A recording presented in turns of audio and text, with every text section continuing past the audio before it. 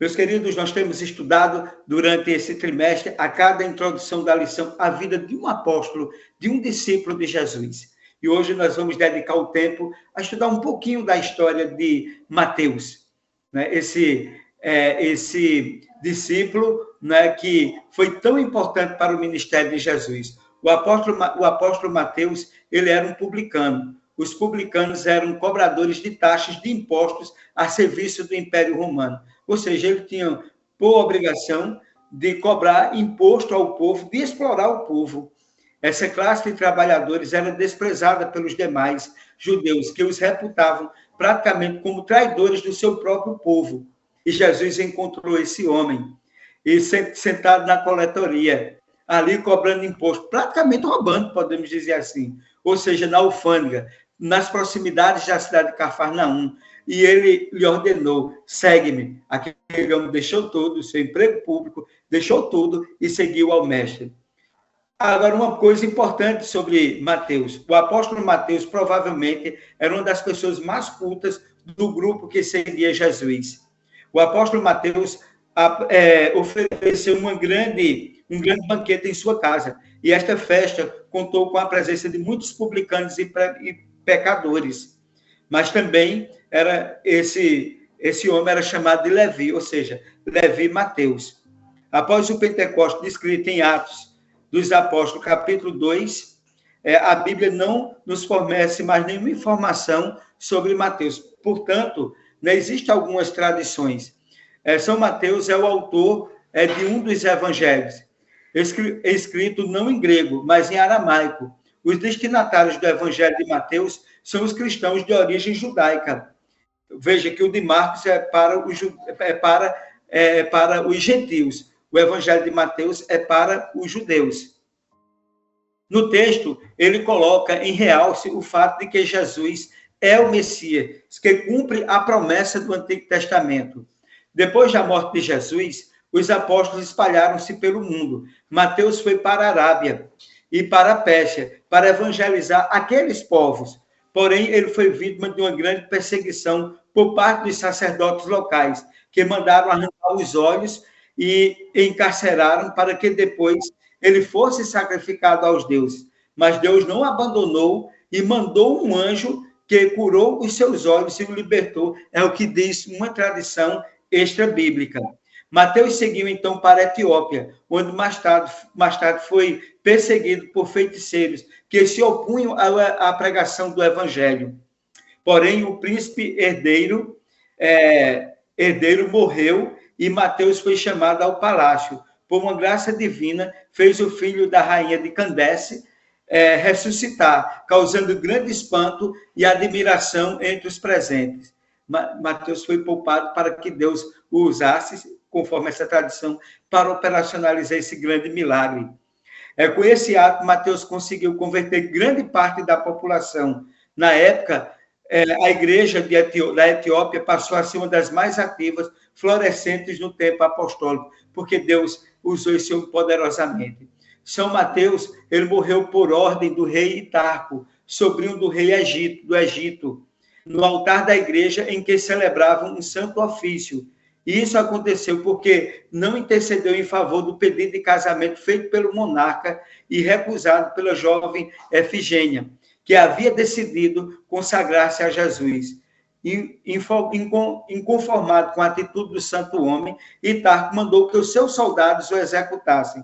Mantendo a coerência, no ano 930, as relíquias mortais do apóstolo São Mateus foram transportadas para Salerno, na Itália, onde até hoje é festejado como o padroeiro da cidade de Salerno. A igreja determinou o dia 21 de setembro para a celebração de São Mateus, o apóstolo. Veja que coisa importante. E vamos mais um estudo do Evangelho de Marcos. Vem comigo.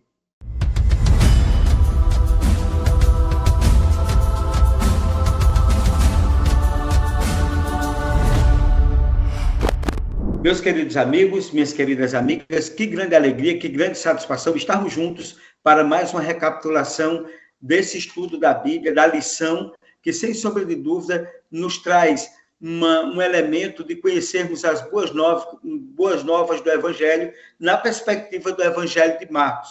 e a dinâmica daquilo que Jesus ele protagonizou enquanto esteve aqui na Terra. Essa dinâmica que, sem sombra de dúvida, mostrou um Cristo ativo, um Cristo dinâmico, um Cristo determinado em mudar a vida das pessoas, até porque o Evangelho é as boas novas da salvação. Hoje o título do estudo é De Dentro para Fora, né? Então nós vamos ver como Deus, através de Cristo, ele protagonizou, nos ensinou a desenvolvermos o Evangelho que efetivamente pudéssemos nós testemunhar aquilo que está dentro da nossa vida, do nosso coração, do nosso interior, para o nosso exterior. E eu convido a você agora para conhecer esse texto maravilhoso que se encontra no Evangelho de Marcos, no capítulo 7, no versículo 15, que nos diz: não existe nada fora da pessoa que, entrando nela, possa contaminá-la, mas o que sai da pessoa é o que a contamina. O que Jesus está falando nesse texto? É isso que nós procuraremos entender nessa lição. Jesus, por diversas vezes, condenou a hipocrisia e a religião de aparência, chamando os religiosos da época de guias cegos, raça de víbora, sepulcros caiados, que eram exatamente aqueles que procuravam ensinar aquilo que existe na palavra de forma distorcida daquilo que fora revelado aos patriarcas, aos profetas e a todos aqueles que foram chamados por Deus para receber a revelação das Escrituras. Jesus, nesse contexto, ele apresenta o Evangelho como uma revolução interior e não apenas uma reforma exterior. Porque se nós não mudarmos o nosso interior, os nossos pensamentos, as nossas intenções, mudarmos verdadeiramente o nosso interior, não adianta apresentar um evangelho exterior se por dentro não existe uma verdadeira transformação. Aí é muito claro do que a Bíblia diz: somos sepulcros caiados, por fora todo enfeitado, mas por dentro a gente sabe como é que é um sepulcro. E, portanto, o primeiro tópico da lição fala sobre as tradições humanas versus os mandamentos divinos. Veja que aquilo que Deus ele revela não pode ser interpretado pelo homem à luz daquilo que ele deseja, à luz daquilo que ele quer, à luz daquilo que ele determina, à luz do achismo. Não, tem que ser a verdade, tem que ser na perspectiva da exegese, tem que ser na perspectiva da hermenêutica. Então, assim, Jesus sempre foi participante das práticas religiosas que foram ordenadas por Deus, dentro do seu tempo, dentro do seu contexto.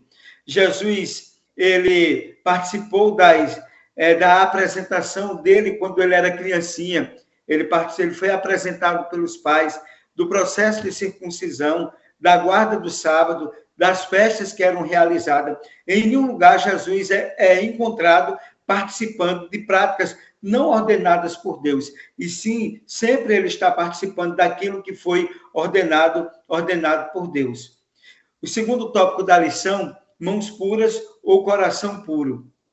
O centro da discussão em Marcos 7 não é o tipo de alimento, mas como este seria ingerido, enfatizando e enfocando e evidenciando os verdadeiros pontos. Quando a gente faz uma leitura breve aqui no que nós encontramos em Marcos, no capítulo 7, fica muito claro aquilo que Jesus ele está querendo colocar, que ele está querendo ensinar. E vendo que alguns dos discípulos dele comiam pão com as mãos impuras, isto é, por lavar, pois os fariseus e todos os judeus, observando a tradição dos anciões, não comem se lavar cuidadosamente as mãos. E, meus queridos, o que está evidenciado aqui, né, é a corrupção moral, a quebra de um mandamento divino, a impureza ritual, a quebra de um preceito ritualístico. Aqui, nesse texto, aqui não está falando em higiene, não é isso, está falando sobre um ritual que não faz parte de um contexto necessário para aquele contexto que as pessoas estão vivenciando. Portanto, a corrupção geral é uma questão mais grave do que a impureza ritual. Ou seja, as pessoas estavam preocupadas com o estereótipo de lavar uma mão cerimonial, quando, na verdade, elas não estavam preocupadas em protagonizar um verdadeiro evangelho. Ainda mais quando essa tradição ela é humana, não é uma tradição divina. E nós temos por costume, muitas vezes, querer muito mais seguir as tradições humanas do que seguir aquilo que é revelado na palavra de Deus como vontade de Deus para a nossa vida. E nesse sentido, segundo tópico da lição, migalhas para os cachorrinhos. Se a gente estuda a segunda parte da lição, a mulher cirofenícia, aquela mulher, ela não era uma mulher que fazia parte do povo de Deus. E ela se aproxima de Jesus querendo receber a bênção.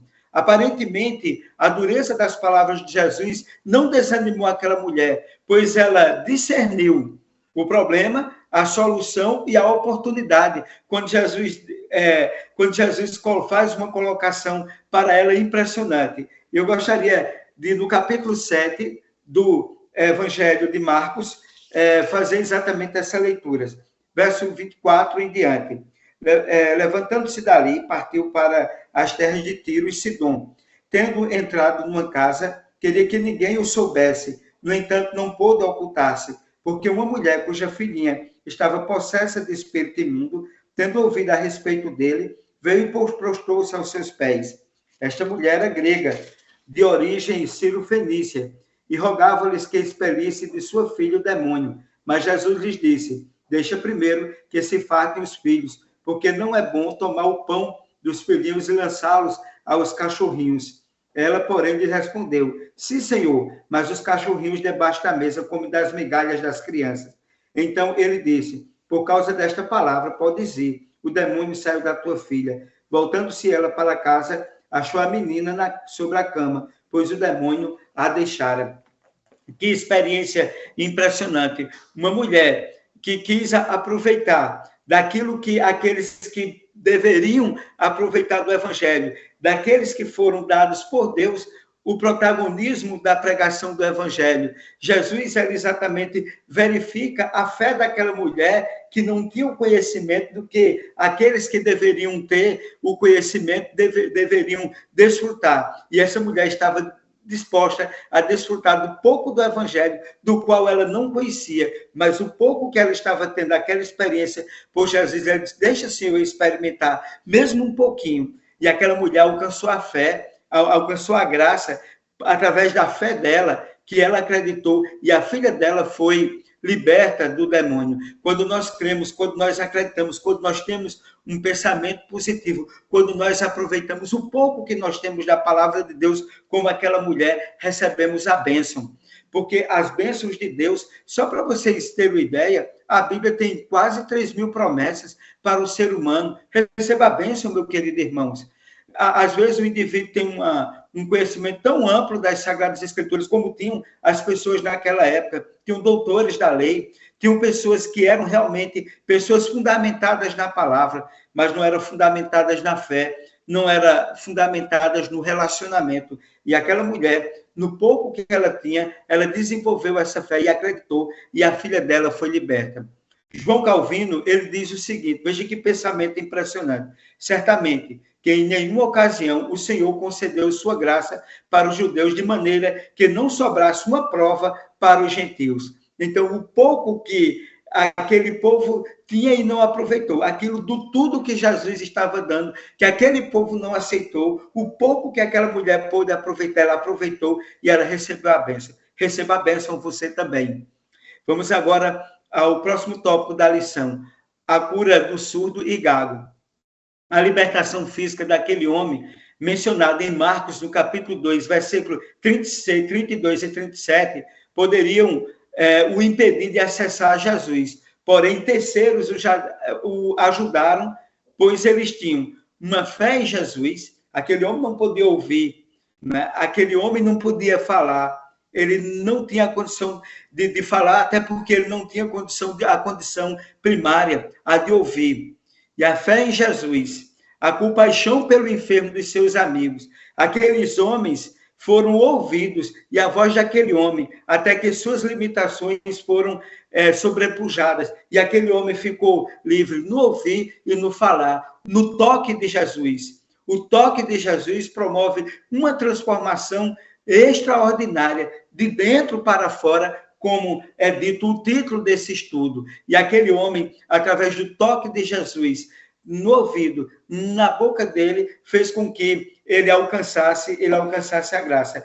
Tem aqui, na minha lição, um pensamento extraordinário que fala exatamente desse momento crucial. Eu gostaria de pedir licença a você para fazer essa leitura. O texto nos diz quem levou o homem a Jesus. Não diz quem levou o homem a Jesus. Mas o problema dele era claro. Ele não conseguia ouvir e tinha dificuldades de falar. A perda da audição isola as pessoas da sociedade. E a surdez profunda pode tornar difícil o aprendizado da fala. Talvez aquele homem enfrentasse esse problema há vários anos. Não importa quem levou. O que importa é que foi levado. Mas essa pessoa que levou importou para Cristo. O nome dela não está aqui registrado, mas o que importa é que está registrado no livro do céu. Notai bem, continuando aqui na leitura. Jesus compreendeu a situação difícil do homem e o chamou de lado. Em particular, a maneira como o Senhor curou o homem é curiosa, especialmente para os leitores modernos. Ele colocou os dedos nos ouvidos do homem, cuspiu, tocou na língua dele e ele suspirou. É fácil perceber que Jesus tocou nas partes do corpo que iria curar. Mas por que o suspiro? Essa é uma pergunta. Ele suspirou ao pensar nos ouvidos que não abriram, que se não abriram a verdade, e nas línguas que se recusaram a reconhecê-lo como Redentor. Isso foi aberto, para que assim esse homem recebesse a transformação, recebesse a cura interior, mas recebesse também o toque do Mestre, o toque que salva, o toque que transforma, o toque que dá vida, o toque que dá sentido à existência. E aqueles homens foram os ouvidos e a voz daquele homem, até suas limitações serem sobrepujadas. E nós também podemos ser os ouvidos e a voz de tantas pessoas que também estão enfermas, de pessoas que estão necessitadas, para que nós possamos levá-las ao protagonismo, às mudanças e uma verdadeira revolução em suas vidas. E o último tópico da lição, cuidado com o fermento dos fariseus. É impressionante e é importante aqui nós notarmos um sinal do céu era a condição para os fariseus crerem em Jesus como Messias. A resposta, em forma de pergunta dada por Jesus, mostra que eles estavam com o sinal errado, a razão errada e o propósito errado. Se vocês analisarem aqui, lendo comigo no capítulo 8, versículo 12, a palavra diz o seguinte: Jesus, porém, arrancou do íntimo do seu espírito um gemido e disse: por que pede essa geração um sinal? Em verdade vos digo, que a esta geração não se lhe dará sinal algum. E deixando-os, tornou a embarcar e foi para o outro lado. A disposição de Jesus em seguir a Jesus não deve se basear em sinais e maravilhas, exceto o sinal perfeito e definitivo que nos foi dado na cruz. Porque algumas pessoas seguiram a Jesus porque foram tocadas e foram transformadas como o homem da história anterior, que era surdo e era gago, conforme a palavra nos diz. Por aquela mulher que recebeu do pouco que ela podia entender do Evangelho, que ela podia abstrair do Evangelho, e sua filha foi transformada. Mas aqueles que não receberam nenhum sinal, que não receberam nenhuma forma de sinal ou de milagre, é preciso que eles entendam também que nem sempre seguir a Cristo representa receber um grande sinal dessa natureza. E é importante dizer que o maior de todos os sinais, o milagre que foi feito na cruz do Calvário, no fato dele morrer, deve alcançar o coração do homem, transformá-lo de dentro para fora. Se algo de extraordinário não aconteceu na sua vida, que você não pôde perceber, houve um sinal externo, o sinal da cruz, que nos leva a entender esse grande milagre que Jesus ele quer propiciar à nossa vida. A disposição em seguir a Jesus não deve se basear em sinais e maravilhas, exceto no sinal perfeito e definitivo que nos foi dado na cruz do Calvário. E aqui também a lição diz uma coisa interessante. Jesus aproveitou a oportunidade para alertar os discípulos contra o fermento dos fariseus e de Herodes, ou seja, os ensinos deles. Mas os discípulos entenderam mal e pensaram que Jesus estivesse falando sobre o comprar físico. Jesus não está falando do comprar físico. Jesus está falando que muitas vezes nós estamos crescendo em uma área da vida, estamos nos esquecendo daquilo que é mais importante na nossa vida. E notai bem, como geralmente acontecia quando os discípulos não entendiam alguma coisa. Jesus lhes deu instruções. O Senhor fez uma série de perguntas, sendo as primeiras questões retóricas, expressando seu desapontamento por eles não terem compreendido sua missão. A palavra de Jesus, lembram que ele disse em Marcos 4, 10, 12, sobre pessoas de fora que não entendem. Suas palavras fortes tinham como objetivo despertar os discípulos da sua letargia espiritual. E em Marcos, no capítulo 8, versículo 19 e 20, assim nos diz a palavra, notai bem.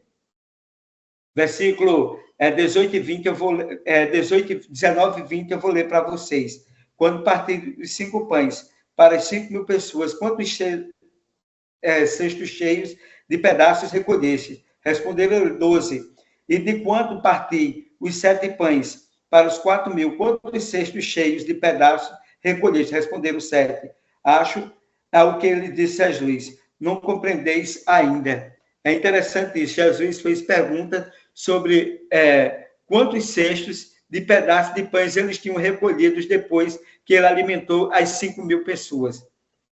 E os 4.000. Essas perguntas têm o objetivo de ilustrar que eles já deveriam ter aprendido que a limitação de recursos não era barreira para Jesus. Sua última pergunta também é retórica. Vocês ainda não compreendem. Afinal, quem pensa em tudo o que eles já tinham visto e vivenciado com Jesus. O que é que nós podemos, assim, entender? O que é que nós podemos entender? Que Jesus não está limitado pela limitação humana, né? Pela limitação humana. E a disposição de seguir a Jesus não deve se basear em sinais e maravilhas, mas naquele sinal que foi feito na cruz. Jesus não está limitado pela quantidade humana, porque o pouco com Deus será muito na sua vida. E você compreender que Deus, ele talvez não vá abrir o mar vermelho que você espera, mas Deus, ele vai fazer grandes milagres na sua vida. E o milagre de perdoar os teus pecados, o milagre de colocar o teu nome e o meu nome no livro da vida, o milagre da convicção da cruz do Calvário, esse é o tudo que nós precisamos para viver nesse mundo escuro de erro, pecado e morte. Pense nisso, faça com que sua vida seja uma bênção. O pouco que você tem, o pouco que você conheceu da palavra, não precisa você ser um bom teólogo, não estou dizendo com isso que você não precisa estudar, se aprofundar naquilo que é possível, mas que aquilo que eu e você venhamos a aprender não seja para nós criarmos um estereótipo, que esse estereótipo não nos leve para a salvação, mas que é tudo aquilo que nós produzirmos de dentro para fora, através do conhecimento da palavra, possa nos tornar homens e mulheres melhores para a honra e para a glória de Deus. Deus abençoe a cada um de vocês, que Deus, ele nos propicie a oportunidade de fazermos com que o Evangelho, ele traga as transformações necessárias para a nossa vida. Gostaria de agradecer a vocês, você que mais uma vez nos acompanhou nessa lição, que Deus abençoe tua casa, tua vida, tua família, teu trabalho e tua saúde. Peço a você, neste momento, aonde você estiver, que feche os seus olhos e vamos orar a Deus. Oremos.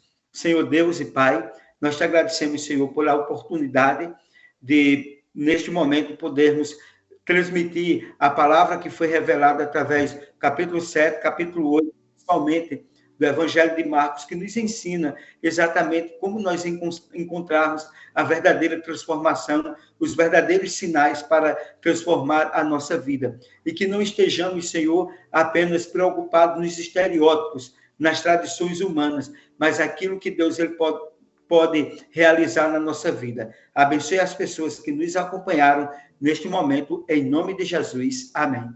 Meus queridos, muito obrigado por nos acompanhar. Deus abençoe tua casa, tua vida, tua família e tua existência. Compartilhe o nosso canal, dê um like, se inscreva no nosso canal e que Deus continue nos abençoando sempre.